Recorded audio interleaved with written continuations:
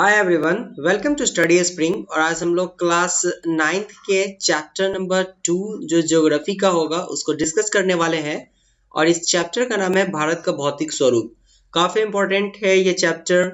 यहाँ से भी क्वेश्चंस हर एक एग्जाम में आते हैं, चाहे वो प्री का एग्जाम हो आपका, या फिर मेंस का एग्जाम हो, या फिर कंप्यूटर बेस्ड एग्जाम हो, या फिर और जिस भी तरीके के एग्जाम होते हैं, सारे में यहाँ से आपको एक क्वेश्चन या दो क्वेश्चन जरूर देखने को मिलते हैं। तो ये चैप्टर काफी इंपॉर्टेंट है क्योंकि इसमें हम लोग विवर्तनिक प्लेट के बारे में पढ़ेंगे। भारत के भौतिक स्वरूप किस तरीके से हिमालय को अलग अलग भागों में देखा जाता है, कैसे दून का निर्माण होता है, ये सारी चीजों को आज हम लोग देखने वाले हैं। बट बिफोर टू बिगिन, अगर आपको ऐसा लगता है कि चैनल आपके लिए डेडिकेटली वर्क करती है तो चैनल को सब्सक्राइब और शेयर जरूर कीजिए, क्योंकि ये हमारे मोटिवेशन का एक बहुत बड़ा कारण होता है। आते हैं रिटर्न अपने टॉपिक की तरफ।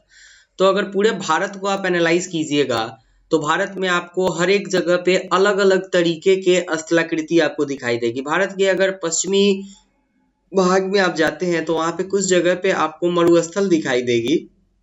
भारत के उत्तरी भाग में अगर आप जाते हैं तो यहाँ पे आपको हिमालय दिखाई देगी। अलग अलग जगहों पर अलग अलग तरीके के आपको स्थलाकृति दिखाई देती है। और एक चीज ऐसा होता है कि यदि आप मैदानी क्षेत्र में रहते हैं तो वहाँ के दूर तक फैले विशाल मैदान से परिचित होंगे आप, और अगर पर्वतीय क्षेत्र में रहते हैं तो वहाँ के ढलानों से परिचित होंगे। क्योंकि जो व्यक्ति जम्मू एंड कश्मीर की तरफ रहता है उस व्यक्ति से अगर आप पूछिएगा जम्मू एंड कश्मीर के बारे में तो वहां से निकलने वाले सारे नदियों के बारे में वो बता देगा। लेकिन अगर कोई व्यक्ति जो गंगा और ब्रह्मपुत्र के द्वारा बनाए गए अगर जो डेल्टाज है उस डेल्टा के पास अगर रहता है, या फिर जो अगर आप देखिए तो एक पठार के पास जो व्यक्ति रहता है, या फिर जो व्यक्ति आप उसे पूछिए कि मैदानी इलाकों में रहता है तो उस व्यक्ति से अगर आप पूछिएगा तो वो मैदान के बारे में बताएगा, कोई व्यक्ति पठार के बारे में बताएगा। तो आप जिस जगह पे रहते हैं उस जगह की आपको बहुत बेसिक नॉलेज होती है। और कुछ व्यक्तियों के लिए ये चीज जो होता है वो कहीं ना कहीं से पढ़ाई का एक बहुत बड़ा जो है वो रीजन बन करके चला आता है, क्योंकि आप उस चीज को जान रहे होते हैं और कोई व्यक्ति जो वहां पे नहीं रहता है वो उस चीज को नहीं जानता होता है। तो हर एक व्यक्ति अपने जगह के चीजों के बारे में भली भांति परिचित होता है। यही स्टार्टिंग आपको इसी चीज से परिचित करवाया गया हुआ है इसमें। अगर आप देखिएगा तो हमारे देश में हर प्रकार की भू आकृति में आपको पर्वत, मैदान, पठार, मरुस्थल, द्वीप समूह सारे कुछ दिखाई देंगे। चाहे वो अंडमान निकोबार द्वीप समूह हो, लक्षद्वीप हो, आपके ये सारे आपको जरूर दिखाई देते हैं। तो ये भारत की डाइवर्सिटी का एक सबसे बड़ा जो है आपको एग्जाम्पल देखने को मिल जाएगा। अगर हम और देखें तो यहाँ विभिन्न प्रकार की शैलें भी पाई जाती हैं। कुछ ऐसे शैलें होती है जिससे ताजमहल का निर्माण हो जाता है, और कुछ ऐसे शैलें होती है जिससे टेलीकॉम पाउडर का निर्माण होता है।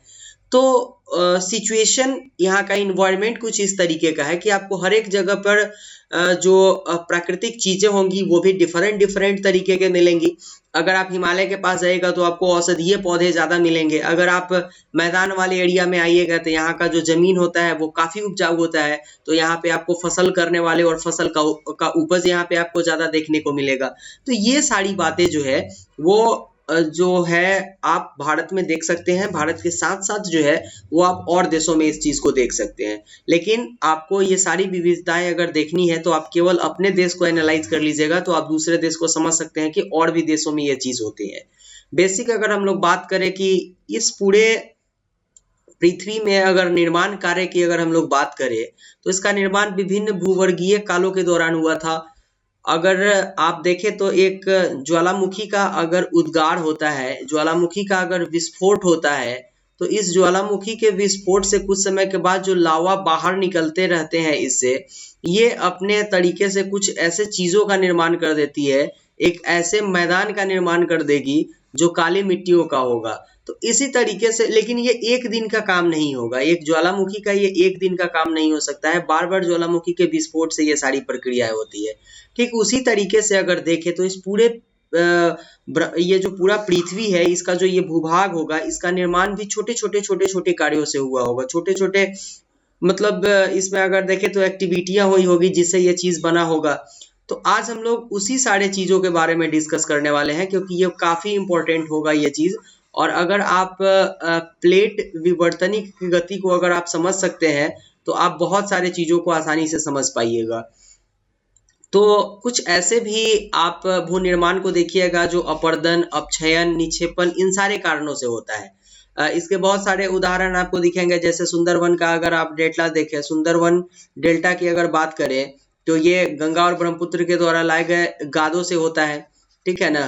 तो इस तरीके से निक्षेपण के द्वारा भी बहुत कार्य होते हैं, अपर्दन के द्वारा भी बहुत चीजें आपको देखने को मिल जाएंगी। तो ये कुछ बेसिक बातें हैं जो आपको यहाँ पे बताई गई है। बाकी अगर हम लोग इसके थोड़े से डेप्थ में जाएं, ये चैप्टर एक्चुअली में बहुत बड़ा है और इस चैप्टर में वो हर एक चीज को कवर करने की कोशिश की गई हुई है जो आपको एज अ 9th क्लास के स्टूडेंट के रूप में जानने चाहिए होते हैं। तो प्लेट विवर्तनिक के सिद्धांत की अगर बात करें तो अगर भौतिक स्वरूप के निर्माण में प्लेट विवर्तनिक सिद्धांत को सबसे ज्यादा जो है वो मान्यता दिया गया हुआ है।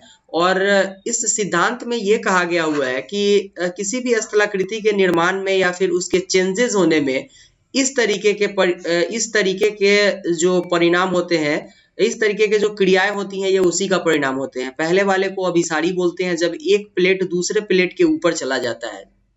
दूसरा, जब एक प्लेट दूसरे प्लेट से आगे चला जाता है। और तीसरा, जब एक प्लेट दूसरे प्लेट से टूट करके अलग हो जाता है। तो जब एक प्लेट दूसरे प्लेट के ऊपर आती है तो हम लोग इसको अभिसारी परिसीमा बोलते हैं। जब ऊपर नीचे आगे पीछे होती है तब हम इसको रूपांतर परिसीमा बोलते हैं। और जब अलग अलग हो जाती है तो हम लोग इसको अपसारी परिसीमा बोलते हैं। ये 3 बातें अगर आप याद करते हैं तो आप बहुत चीजों को याद कर लीजिएगा ज्योग्राफी में। अब अगर हम इस चीज को देखें तो प्लेट विवर्तनिक का सिद्धांत ये चीज बताता है, इसके अनुसार पृथ्वी की ऊपरी प्रॉपर्टी 7 बड़ी एवं कुछ छोटी प्लेटों से मिलकर के बनी हुई है, ठीक है ना, जिसको इम्पोर्टेंट माना गया हुआ है। यहाँ पर इसमें जो चेंजेस होने के रीजन होते हैं वो बहुत सारी होती हैं, जिसको भी यहाँ पे कवर किया गया हुआ है। पहले हम लोग चलते हैं यहाँ पे आपको इस तरीके के प्लेट की गति की दिशा के बारे में आपको जरा सा यहाँ पे इस जो है वो आपको ग्राफ में ये चीज दिखाने का कोशिश किया गया है इस मैप में। जो पहले तो ये चीज दिखाता है कि प्लेट की गति जो ये एरो है वो किस तरफ से हो रहा है, और ये है विनाशकारी प्लेट की सीमा, और फिर है निर्माणकारी प्लेट की सीमा और अनिश्चित प्लेट की सीमा। इसको आप क्लियरिफाई कर पाइएगा आसानी से अगर आप एनसीईआरटी के बुक को पढ़ते हैं तो। बट इससे पहले हम लोग चलते हैं जो इम्पोर्टेंट चीज़ है जहाँ से क्वेश्चंस आते हैं उसको देखने के लिए, क्योंकि यहाँ पे हम ज़्यादातर टाइम वेस्ट नहीं करेंगे क्योंकि हमारे पास टाइम बहुत कम होते हैं। और विद इन 25 मिनट्स में अगर आप एक चैप्टर को कंप्लीट करते हैं तो ये बोरिंग नहीं होता है, इसके बाद चैप्टर्स बोरिंग लगने लगेंगे आपको। अगर हम लोग बात करें तो कुछ प्लेट एक दूसरे के बहुत करीब आ जाते हैं और अभिसारित परिसीमा का निर्माण कर देते हैं। तो अभिसारित परिसीमा जो आपको बताया गया हुआ था वो कुछ इस तरीके का होता है। अभिसारित परिसीमा एक दूसरे के ऊपर चले आते हैं। ये सारी बातें हो गई। यहाँ पे आपको इसको अभिसारी सीमा का एग्जांपल ले लीजिएगा। अभिसारित परिसीमा, जब कुछ प्लेट एक दूसरे से दूर चली जाती है, मतलब कि कुछ प्लेटें ये हैं और कुछ प्लेटें यहाँ तक अगर चली आई तो इस वाले को हम लोग क्या बोलते हैं, इस वाले को हम लोग बोलते हैं अपसारित परिसीमा। और जब एक प्लेट दूसरे प्लेट के करीब आती है या तो वे टूट जाती है या फिर प्लेट फिसल कर दूसरे प्लेट के नीचे चली जाती है, एक दूसरे के साथ क्षैतिज दिशा की गति करती है और रूपांतर की परिसीमा का निर्माण करती है। इन प्लेटों में लाखों वर्षों से हो रही गति के कारण महाद्वीपों की स्थिति और आकार में परिवर्तन होता है। तो ये चीज आपको क्लियर करना पड़ेगा कि जो महाद्वीप होते हैं, ठीक है, और जो के कारण महाद्वीपों की स्थिति और आकार में परिवर्तन होता है। आप देखते होइएगा महाद्वीप जो होते हैं उसके स्थिति और आकार में थोड़े थोड़े परिवर्तन होते रहते हैं। तो ये जो आपको बताया गया है वो इसी तरीके के प्लेट में चेंजेस होने के कारण इन सारे चीजों को जो है वो माना गया हुआ है यहाँ पर मेन फैक्टर। अब आते हैं जरा सा हम लोग यहाँ पे विश्व के अधिकतर ज्वालामुखी एवं भूकंप संभावी क्षेत्र जो होते हैं वो प्लेट के किनारों पर स्थित होते हैं, लेकिन कुछ प्लेटों के अंदर भी पाए जाते हैं। और यही प्लेट जब आपस में टकराती है तो आप देखते होइएगा ये भूकंप का रीजन बनती है। तो सबसे प्राचीन अगर भूभाग की बात करें तो उसको हम लोग गोंडवाना भूमि के बारे में के रूप में जानते हैं। तो यहाँ ये चीज इंपॉर्टेंट है, गोंडवाना किसको बोला जाता था, तो ये प्राचीन विशाल महाद्वीप पेंजिया दक्षिणतम भाग है जिसके उत्तर में अंगाड़ भूमि है, ठीक है ना, अंगाड़ा भूमि है। ये इस जगह पर किसी जगह पर इसको अंगार भी लिखा हुआ रहता है। तो आपको चेंज यहाँ पे आपको जरा सा माइंड आपका डाइवर्ट नहीं होना चाहिए। अगर अंगारा भी होगा एग्जाम में कभी कभी तो आप इसका आंसर, ये आपके प्रीलिम्स फैक्ट में आ जाएंगे, ये आपके प्री फैक्ट में आ जाएंगे, ये सारे प्रीलिम्स के लिए इंपॉर्टेंट है। अगर हम लोग देखें तो पहले जो था गोंडवाना भूमि के विशाल क्षेत्र में भारत, ऑस्ट्रेलिया, दक्षिण अफ्रीका, दक्षिण अमेरिका तथा अटलांटिक के क्षेत्र आते थे। लेकिन हुआ कुछ ऐसा कि अगर मान लिया कि पूरा ये जो है वो गोंडवाना भूमि है, लेकिन संवहनीय धाराओं के कारण इसमें हुआ क्या कि ये जो है छोटे छोटे टुकड़ों में बट गए, जो आपको कुछ इस तरीके से दिखाई देंगे। यूरेशिया प्लेट, अफ्रीका प्लेट, दक्षिण अमेरिका का प्लेट, उत्तर अमेरिका का प्लेट, ये फिर आपका ये वाला पोर्शन से यूरेशिया का प्लेट आ जाएगा। जस्ट अ मिनट, ये आपके यूरेशिया के प्लेट आ जाएंगे। तो इस तरीके से ये प्लेट जो है वो फिर क्या हुए, अनेक टुकड़ों में विभाजित हो गए और इस प्रकार भारत ऑस्ट्रेलिया के प्लेट गोंडवाना भूमि से अलग होने के बाद उत्तर दिशा की ओर प्रवाहित होने लगे। तो भारत और ऑस्ट्रेलिया का जो प्लेट है, ये यहाँ पे आपको ऑस्ट्रेलिया दिखाई देगा। ये जो है क्या हुआ था, इसमें ये प्लेट गोंडवाना भूमि से अलग होकर उत्तर दिशा की ओर प्रवाहित होने लगे। ठीक है, ये कुछ इस तरफ प्रवाहित होने लगे उत्तर दिशा की ओर। ये सारी बातें क्लियर हो गई और इसके परिणाम स्वरूप प्लेट अपने से अधिक विशाल प्लेट यूरेशिया प्लेट से टकरा गई और इस टकराव के कारण इन दोनों प्लेटों के बीच स्थित 33 भू अभिनति की अवसाद चट्टान वलित होकर हिमालय तथा पश्चिम एशिया के पर्वतीय श्रृंखलाओं के रूप में विकसित हो गई हुई थी। अब ये बातें आपको बोलती है कि जैसे ही इस वाला, अगर भारत की बात करें तो कुछ यहाँ पे है भारत, ये क्या हुआ कि उत्तर की तरफ जब खसकना स्टार्ट किया ये वाला एरिया, तो यूरेशिया में जाकर के टकराया और यहाँ से टकराने के बाद क्या हुआ कि ये एक अलग जो है स्थलाकृति का निर्माण कर दिया और ये जो स्थलाकृति है ये क्या हुआ कि हिमालय तथा पश्चिम एशिया के पर्वतीय श्रृंखलाओं के रूप में विकसित हो गया हुआ था। तो हिमालय की उत्पत्ति को आप कुछ इस तरीके से माप सकते हैं। बहुत बेसिक बातें हैं, इसको जानने चाहिए आपको। और अगर टेथिस के हिमालय के रूप में ऊपर उठने तथा प्रायद्वीपीय पठार के ऊपर किनारे के नीचे धंसने के परिणाम स्वरूप एक बहुत बड़े द्रोणी का निर्माण हो गया हुआ था। तो टेथिस हिमालय के ऊपर उठने तथा प्रायद्वीपीय पठार के उत्तरी किनारों के नीचे धंसने के कारण क्या हुआ था कि एक बहुत बड़े द्रोणी का निर्माण हो गया हुआ था। कुछ इस तरीके से अगर देखिएगा यहाँ पर, तो एक बहुत बड़े द्रोणी का निर्माण हो गया हुआ था। ये आपको यहाँ पे कहने का कोशिश किया जा रहा है। कुछ बातें यहाँ तक क्लियर अगर हो गई हो तो कमेंट बॉक्स में कमेंट करते चलिएगा, क्योंकि काफी इंपॉर्टेंट चीजें आपको दी जाती है यहाँ पे। बाकी अगर हम लोग देखेंगे तो भारत की भूमि बहुत अधिक भौतिक विभिन्नताओं को दर्शाती है, क्योंकि अगर आप हिमालय वाले एरियाज में जाइएगा तो आपको ठंडे प्रदेश में पाए जाने वाले कुछ फल दिखाई देंगे, जिसमें सेब एक आपके बहुत अच्छे एग्जाम्पल हो जाएंगे। लेकिन जैसे ही आप मैदान वाले एरिया में आएंगे, उत्तरी मैदान जिसको बोला जाता है, मैदानी वाले भाग में जैसे ही आप आएंगे यहाँ पे आपको बहुत उपजाऊ मिट्टी मिलेगी और इसके कारण क्या होता है कि यहाँ पे आपको अलग अलग तरीके के फसल देखने को मिल जाएंगी। तो ये बातें बहुत क्लियर है, जो बेसिक बातें हैं। अगर भारत के भौगोलिक वितरण की आप लोग बात कीजिएगा तो ये पढ़ना बहुत ज्यादा इंपॉर्टेंट है, क्योंकि यहाँ से एग्जाम में डायरेक्ट क्वेश्चन आते हैं। तो इसमें हम लोग हिमालय और नदियों के बारे में पढ़ेंगे और यही इंपॉर्टेंट है। तो भारत के भौतिक वितरण की अगर हम लोग बात करें तो इसको हिमालय पर्वत श्रृंखला में बांटा गया है, उत्तरी मैदान में बांटा गया है, प्रायद्वीपीय पठार में बांटा गया है, भारतीय मरुस्थल में, तटीय मैदान और द्वीप समूह में। इन सारे को हम लोग एक एक करके कवर करेंगे, ये सारे को हम लोग एक एक करके कवर करेंगे और ये काफी इंपॉर्टेंट है आपके लिए। अगर हम लोग हिमालय पर्वत की बात करें तो यहीं से हम लोग स्टार्ट करेंगे और भारत की उत्तरी सीमा पर विस्तृत हिमालय भूगर्भीय रूप से युवा एवं बनावट की दृष्टिकोण से वलित पर्वत श्रृंखला है। चीजें आपको क्लियर करनी चाहिए थी, क्योंकि यहाँ पे अगर भूगर्भीय रूप से देखें तो आज भी हिमालय कुछ न कुछ बढ़ रहा है, तो ये युवा है। और बनावट की दृष्टिकोण से ये वलित पर्वत श्रृंखला है और ये पर्वत श्रृंखलाएं पश्चिम पूरब दिशा में सिंधु से लेकर के ब्रह्मपुत्र तक फैली हुई है। अगर आप देखिएगा यहाँ पे तो ये आपकी सिंधु नदी है और यहाँ पे आपकी ब्रह्मपुत्र नदी है। तो हिमालय का जो ये रेड वाला पोर्शन आपको दिखाई देगा, ये कुछ यहाँ तक फैला हुआ है। तो इसीलिए इसको बोला जाता है कि ये सिंधु नदी से लेकर के ब्रह्मपुत्र नदी तक, मतलब पश्चिम से पूरब में अगर देखें तो ये सिंधु नदी से ब्रह्मपुत्र नदी तक फैली हुई है। और हिमालय विश्व की सबसे ऊंची पर्वत श्रृंखला है। यहाँ तक की बातें क्लियर है। अब अगर हम लोग आते हैं थोड़ा सा और इम्पोर्टेंट फैक्टर के ऊपर, तो कुछ चीजें आपको यहाँ पे दिखाई देगी जो इम्पोर्टेंट है। अपने पूरे देशांतरीय विस्तार के साथ हिमालय को 3 भागों में बांट दिया गया हुआ है।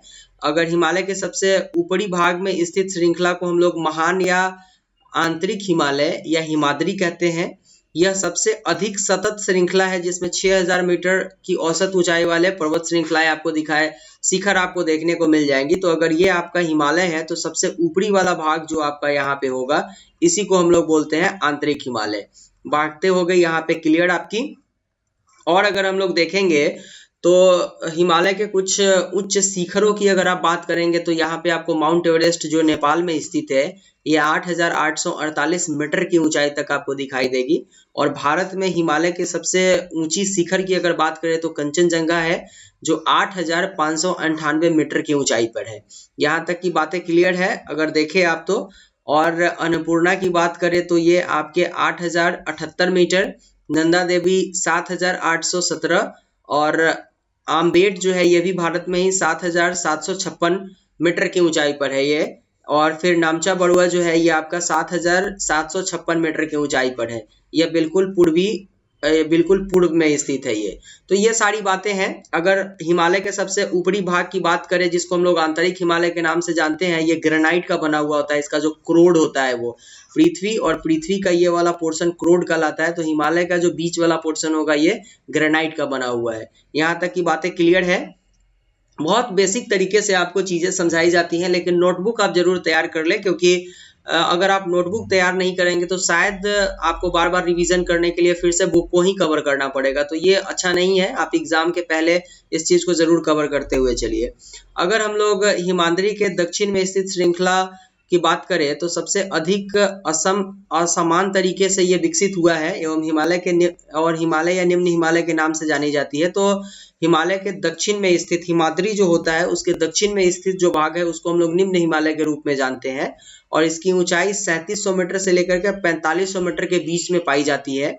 और इस तरीके के इस हिमालय में जो निम्न हिमालय है यहाँ पर आपको धौलाधर एवं महाभारत श्रृंखलाएं भी दिखाई देंगी। और इसी श्रृंखला में कश्मीर की घाटी तथा हिमाचल के कांगड़ा एवं कुल्लू की घाटियां स्थित है। तो कुल्लू और कांगड़ा की घाटियां ये आपके प्रीलिम्स फैक्टर में है, इसको आप लिख लीजिएगा, ये निम्न हिमालय में स्थित है। सबसे पहले आंतरिक हिमालय की जो बात आप लोगों ने किया था, ये सबसे ऊपर ये वाला ऊपर इस वाले पोर्शन में, सॉरी एक मिनट, इसको जरा सा क्लियर कर लीजिएगा आप। तो अगर आप सबसे ऊपर वाले पोर्शन को अगर आप देखिएगा तो यहाँ पे आपको कुछ इस तरीके से दर्शाया गया हुआ है ये।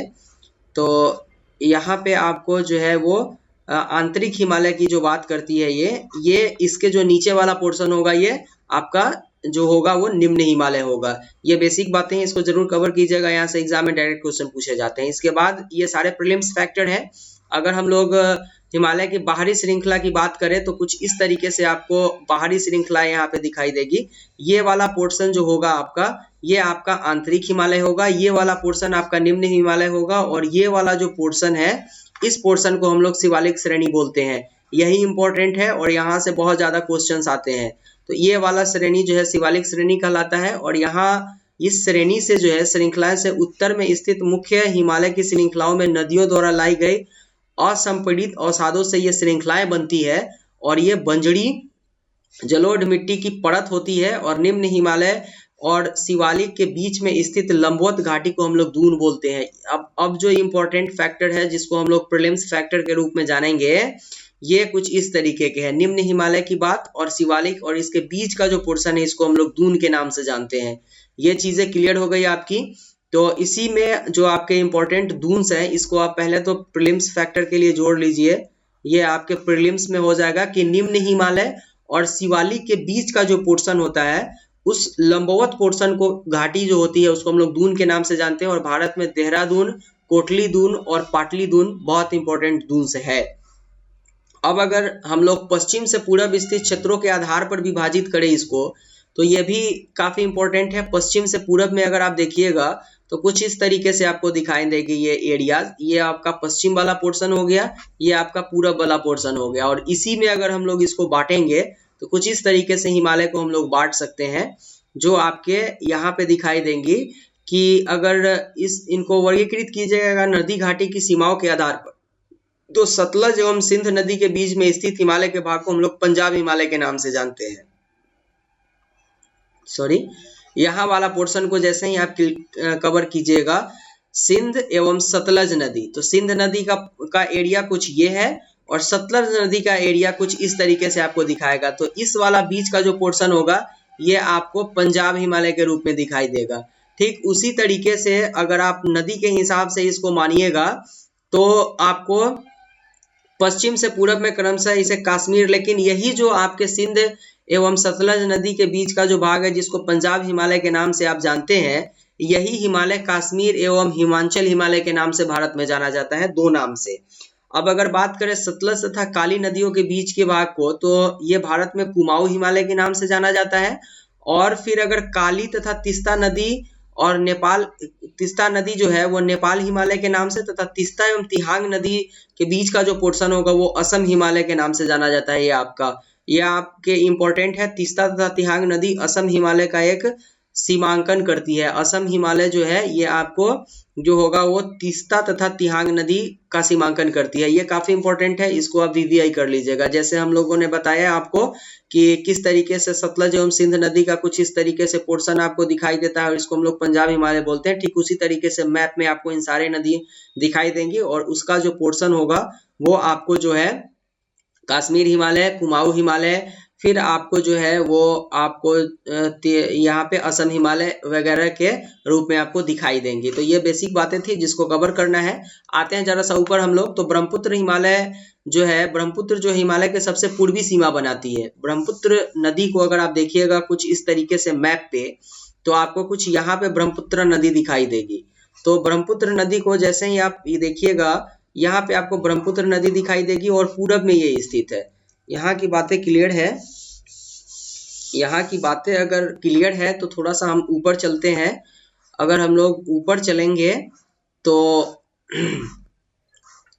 ये जो है ये दिहांग महाखंड के बाद हिमालय दक्षिण के ओर तीखा मोड़ बनाती है और भारत के पूर्वी सीमा के साथ फैल जाती है। इन्हें पूर्वांचल या पूर्वी पहाड़ियों के पर्वत श्रृंखलाओं के नाम से जाना जाता है। यहाँ से इस पोर्शन को आप प्रीलिम्स फैक्टर में जोड़ लीजिएगा। ये आपके प्रीलिम्स के लिए वीवीआई है ये, कि आपके जो है वो पूर्वी पहाड़ियां या फिर पूर्वांचल किसको बोला जाता है।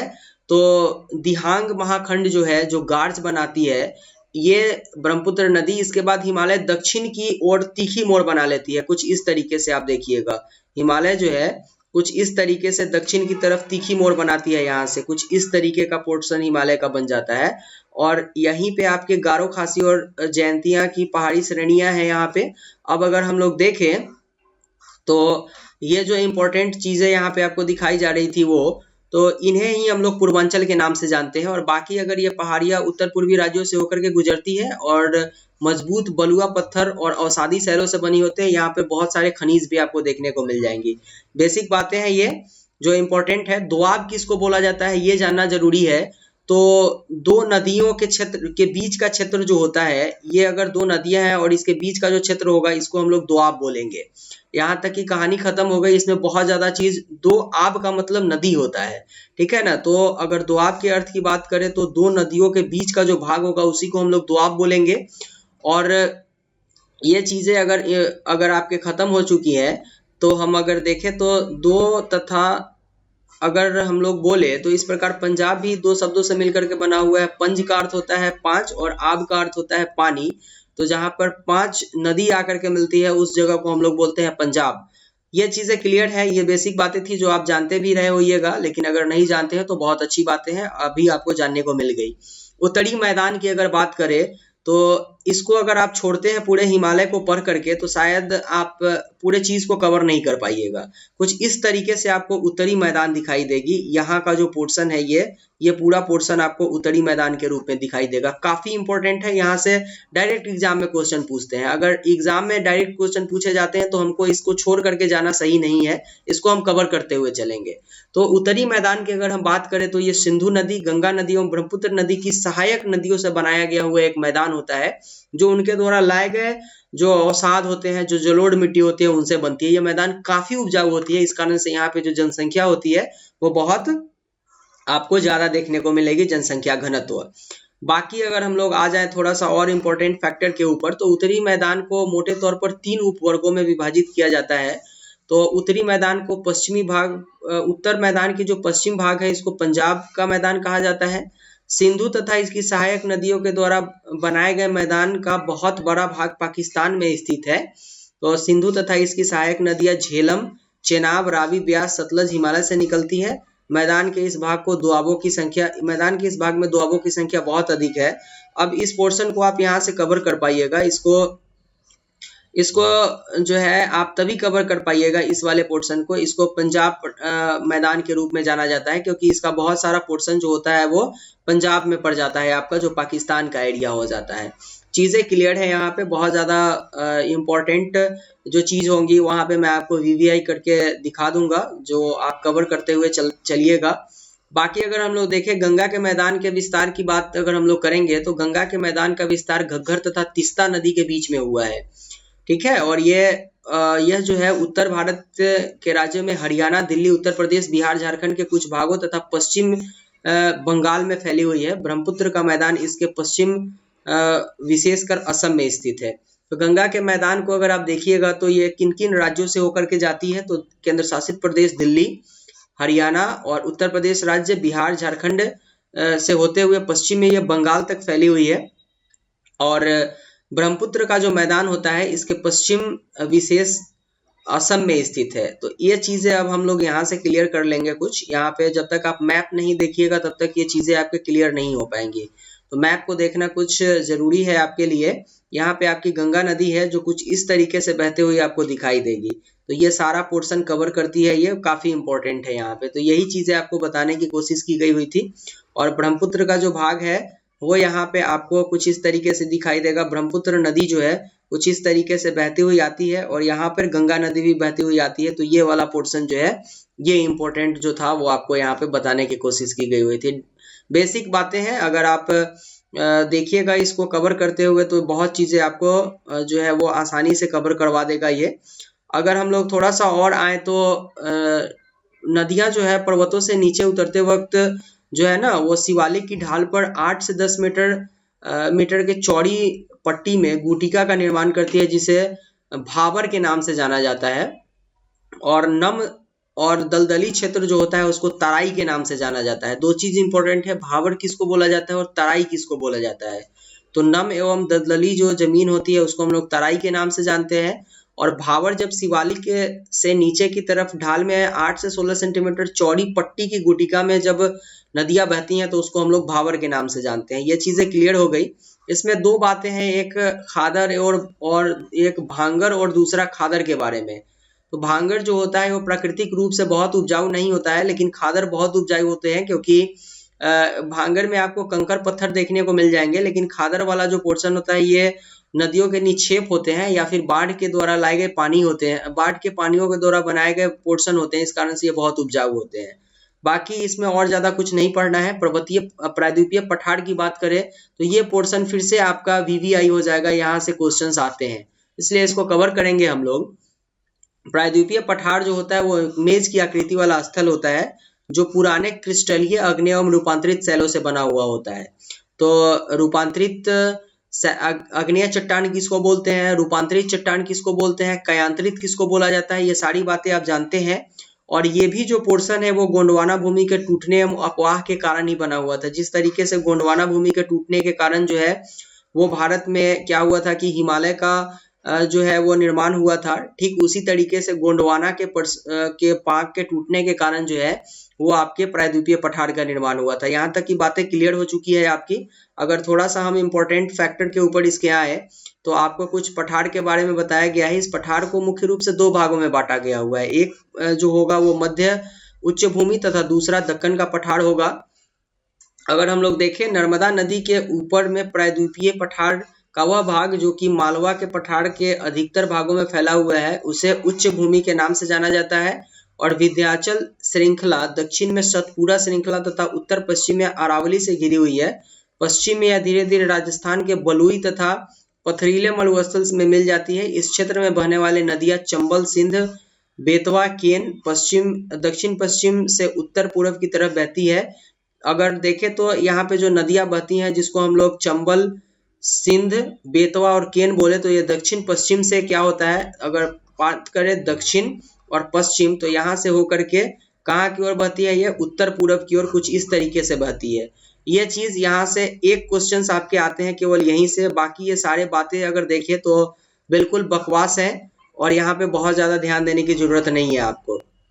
दक्षिण की पठार की बात करें तो ये पोर्शन आपका वीवीआई हो जाता है, यहाँ से क्वेश्चन आते हैं। तो दक्षिण का पठार एक त्रिभुजाकार भूभाग है जो नर्मदा नदी के दक्षिण में स्थित है। अगर आप यहाँ पे देखिएगा कुछ नर्मदा नदी को, तो इस तरीके से आपको दिखाई देगी, जो इम्पोर्टेंट है। मैं इसलिए आपको मैप के साथ अभी कवर करवाते हुए जा रहा हूँ कि आपको बाद में दिक्कत नहीं हो। यहाँ पर अगर देखिएगा तो ये वाला पोर्शन आपको दिखाई देगा यहाँ के दक्षिण पश्चिम में। ये चीजें क्लियर हो गई हैं आपकी। थोड़े से इंपॉर्टेंट चीजों के ऊपर हम लोग चलते हैं, क्योंकि दक्षिण पश्चिम ये जो है आपका दक्षिण के पठार के पूर्वी एवं पश्चिमी सिरे पर क्रम से पूर्वी घाट एवं पश्चिमी घाट है, जो कि आपको कुछ इस तरीके से दिखाई देंगी। इस तरीके से जो भारत है, यहाँ पे आपके पश्चिमी घाट होते हैं, यहाँ पे पूर्वी घाट होते हैं। यहाँ से सबसे ज्यादा क्वेश्चंस आते हैं और इसको आप मोस्ट वीवीआई कर लीजिएगा, ठीक है, बहुत इंपॉर्टेंट है ये। यहाँ से बहुत ज्यादा क्वेश्चंस आते हैं, इसी को कवर कीजिए पहले। तो इससे जरा सा ऊपर अगर हम लोग आएंगे तो कुछ इस तरीके से आपको दिखाई दे देती है बाकी की चीजें जो इम्पोर्टेंट नहीं है। लेकिन दक्षिण पठार के अगर पूर्वी एवं पश्चिमी सिरे पर क्रमशः दो घाटियां बनती, जो घाट स्थित होती है, जिसको हम लोग पूर्वी घाट एवं पश्चिमी घाट बोलते हैं। और पश्चिमी घाट पश्चिमी तट के समानांतर स्थित है, वे सतत तथा उन्हें केवल दर्रों के द्वारा ही पार किया जा सकता है। और भारत के मानचित्र में थाल घाट, भोर घाट तथा पाल घाट जो है, ये पश्चिमी घाट की बात करते हैं आपसे। अगर पूर्वी घाट की बात करें तो ये 6000 मीटर की औसत ऊंचाई की तुलना में पश्चिमी घाट की ऊंचाई जो होती है वो 900 से 1600 मीटर के पास आपको कुछ इस तरीके से दिखाई दे देंगी। ये चीजें आपको देखने को मिल जाती है यहाँ पर। तो महानदी जो है ये दक्षिण में नीलगिरी तक है और पूर्वी घाट का विस्तार सतत नहीं है, ये अनियमित रूप से है, एक जगह पे आपको बिल्कुल नहीं दिखाई देंगे। मतलब कि ये वाला पोर्शन अगर आपका पूर्वी घाट पश्चिमी घाट है तो इसका जो है वो नील नदी तक है, और बाकी जो पूर्वी घाट है इसका विस्तार क्लियर नहीं किया जा सका है अभी तक। तो पश्चिमी घाट की ऊंचाई उत्तर से दक्षिण की ओर बढ़ती है और इस भाग के जो शिखर है वो ऊंचे हैं। और अन्नाई मुड़ी जो है ये 2695 मीटर तथा टोडा बेटा ये पूर्वी मीटर जो आपके क्लियर किए गए हुए हैं यहाँ पर। और पूर्वी घाट की सबसे ऊंची शिखर जो है वो महेंद्रगिरी है। तो पश्चिमी घाट की ऊंची शिखरों में सबसे ऊंची अन्नाई मुड़ी है, ठीक है, और पूर्वी घाट के सबसे ऊंची शिखरों में महेंद्रगिरी है। इसको आप प्रीलिम्स फैक्टर के लिए वीवीआई कर लीजिएगा, यहाँ से आपके डायरेक्ट क्वेश्चंस आते हैं। अगर प्रायद्वीपीय पठार की एक विशेषता की बात की जाए तो यहाँ पे काली मृदा पाई जाती है, जिसके कारण इसको दक्कन ट्रैप के नाम से जाना जाता है। और ये ज्वालामुखी के कारण होता है। और ये जो काली मिट्टी होती है ये कपास के उत्पादन के लिए बहुत ही रेलेवेंट होता है। अरावली की पहाड़ियां प्रायद्वीपीय पठार के पश्चिम एवं उत्तर पश्चिमी किनारे पर स्थित है और ये बहुत इंपॉर्टेंट है, यहाँ से क्वेश्चंस आते हैं। भारतीय मरुस्थल पे भी अगर हम लोग आए तो अरावली की पहाड़ी के पश्चिम किनारे पर थार का मरुस्थल स्थित है। यह बालू के टिब्बों से ढका हुआ एक तरंगित मैदान है। इस क्षेत्र में प्रतिवर्ष 150 मिलीमीटर से कम वर्षा होती है। इससे पहले हम लोगों ने मरुस्थल के बारे में पढ़ा है कि मरुस्थल किसको बोला जाता है, जहाँ पे औसत वार्षिक वर्षा के साथ साथ अगर देखें तो वहाँ का जो जलवायु होता है वो इस तरीके का नहीं होता है कि वहाँ पे जीवन सर्वाइव हो सके। उस एरिया को हम लोग मरुस्थल के रूप में जानते हैं। अगर हम लोग देखें तो लूनी जो है वो यहाँ पे आपको इस क्षेत्र की सबसे बड़ी नदी आपको देखने को मिल जाएगी भारतीय मरुस्थल क्षेत्र में। बरकान जो होता है वो अर्धचंद्र बालू का टीला होता है, ये भी आप पहले पढ़ चुके हैं। रेगिस्तान वाला, जब आपको रेगिस्तान में जीवन जब पढ़ाया गया हुआ था चैप्टर, उस वक्त आपने इस चीज को पढ़ा था कि अर्धचंद्र किसको बोला जाता है, और अर्धचंद्र को बरकान ही बोला जाता है। जो बालू के टीले कुछ इस तरीके से आपको दिखाई देते हैं ये अर्धचंद्र होते हैं और इसको बरकान बोला जाता है। अगर तटीय मैदान के तरफ हम लोग आएंगे तो तट के उत्तर भाग को कोंकण, मतलब इसमें मुंबई और गोवा शामिल है, और मध्य भाग को जो है वो कन्नाड़ मैदान एवं दक्षिण वाले भाग को मालाबार तट के रूप में जाना जाता है। यहाँ से इसको आप मेंस के लिए इंपॉर्टेंट कर लीजिएगा। अगर मेंस में आप इस तरीके के आंसर की बंगाल की खाड़ी के साथ विस्तृत मैदान जो होते हैं, विस्तृत मैदान चौड़ा एवं समतल भाग है और उत्तरी भाग में इसको उत्तरी सरकार के नाम से जाना जाता है, और दक्षिणी भाग में इसको कोरोमंडल के नाम से जाना जाता है। ये भी पोर्शन आपके मेंस फैक्टर के लिए इम्पोर्टेंट है।